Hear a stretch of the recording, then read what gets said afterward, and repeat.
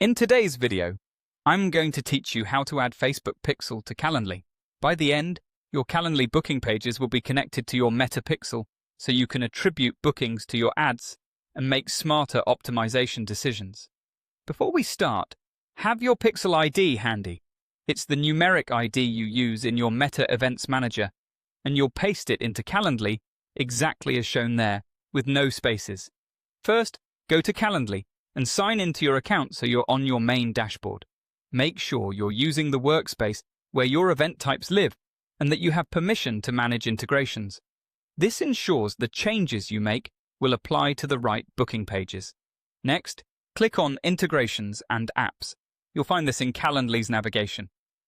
This is where Calendly connects with marketing, analytics, and productivity tools, and it's the hub for linking your Meta Pixel without touching any code. Once you're in the integrations area, use the search bar and type Meta. This quickly filters the list so you don't have to scroll. You're looking for the official Meta Pixel integration from Calendly, which connects your booking experience to your ad tracking.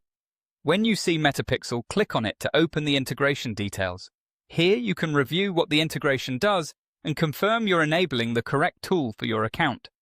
It's designed specifically for tracking key events like views and scheduled meetings on Calendly-hosted pages. Click Go to set up. This takes you into the configuration screen where you'll link your Calendly account to your Pixel. It's a simple one-field setup, so you won't need to add any custom code. Now, type your Pixel ID in the field provided.